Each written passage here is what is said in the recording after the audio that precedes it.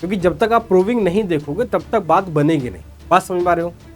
इतनी तो समझ में आती है यार, युगांडा से नहीं आए हो, इंडिया में ही हो, हिंदी समझ में आती है आपको? क्यों नहीं?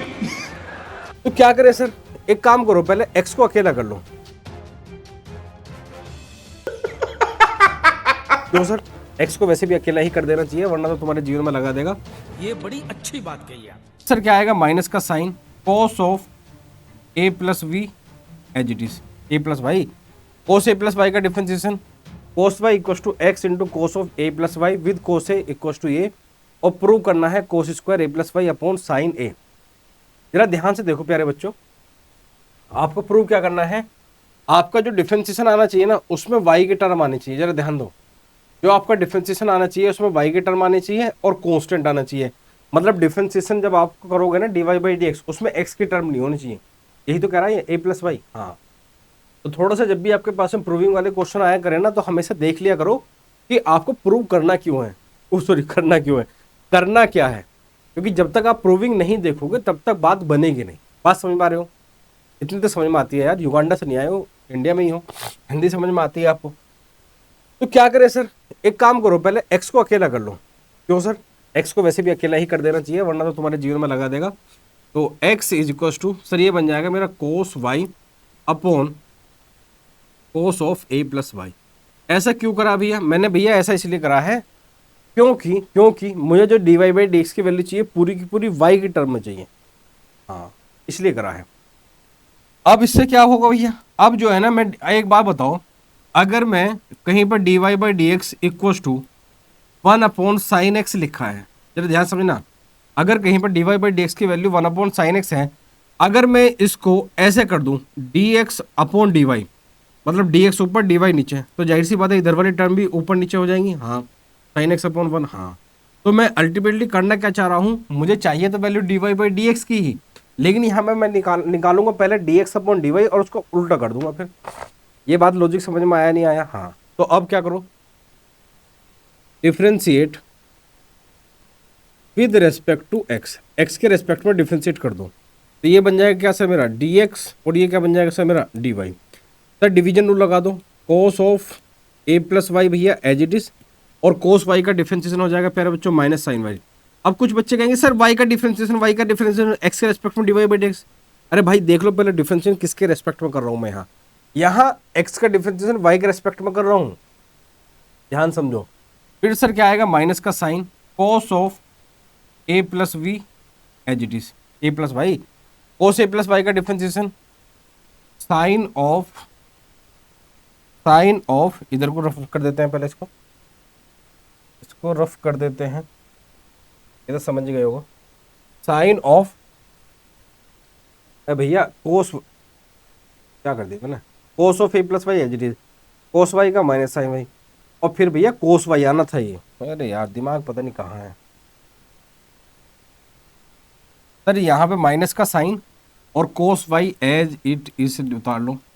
फिर से डिफरेंशिएशन डिनोमिनेटर करते हैं, डिनोमिनेटर क्या है, cos of a plus y, इसका क्या अपना होगा सर माइनस का sine of a plus y, तो sine of a plus y, और फिर ए प्लस वाई का कांस्टेंट का 0 वाई का 1 तो लिखने की रिक्वायरमेंट आपको नहीं है।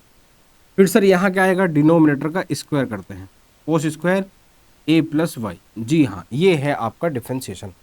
थोड़ा सा सिंप्लीफाई कर लो प्यारे बच्चों, d x upon d y is equal to, minus का साइन उठा के बाहर फेंक दो, तो माइनस का sine y into cos of a plus y, और सर यहाँ पर कोस वाई, और भैया यहाँ पर sine of a plus y. अब जरा ध्यान देना, आपको चाहिए क्या, cos square a plus y चाहिए, आपको क्या चाहिए, cos square a plus y चाहिए। तो जरा ध्यान दो मेरे प्यारे बच्चों, जरा ध्यान दो, क्या बन गया हमारा ये, sine y cos of a plus y, sine y cos, ठीक है, आइडेंटिटी बन गई ना हमारी ये। और नीचे क्या भैया मेरा, ये नीचे है सर मेरा cos square a plus Y.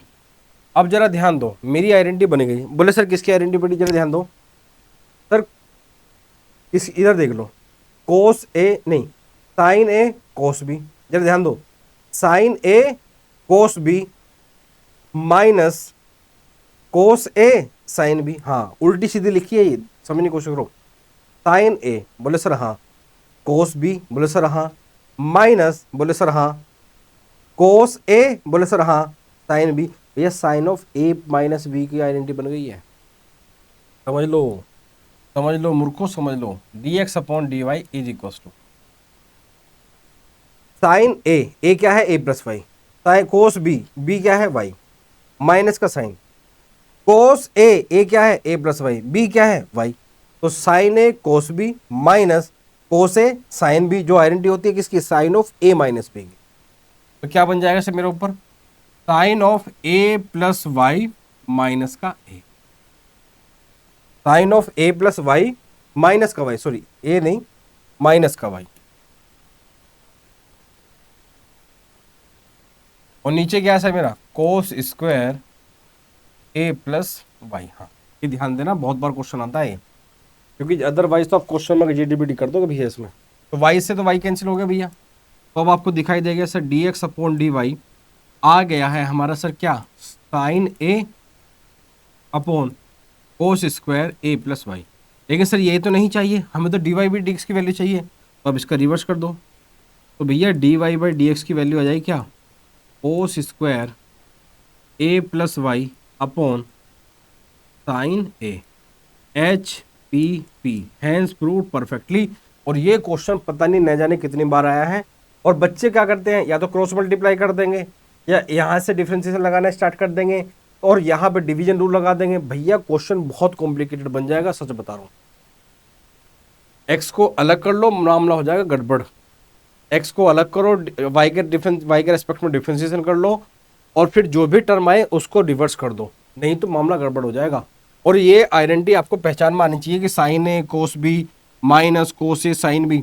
अगर ये आइडेंटिटी बच्चों आपको यूज टू नहीं हो तो प्लीज़ याद कर लो, साइन ए प्लस बी क्या होता है, साइन ए माइनस बी क्या होता है, कोस ए प्लस बी क्या होता है, कोस ए माइनस बी क्या होता है, two sine a cos b क्या होता है, to cos A cos b क्या होता है, two sine a sine b क्या होता है, to cos A cos b क्या होता है, साइन टू थीटा क्या होता है, कोस टू थीटा क्या होता है, टेन टू थीटा क्या होता है, साइन थ्री थीटा क्या होता है, कोस थ्री थीटा क्या होता है, टेन थ्री थीटा क्या होता है।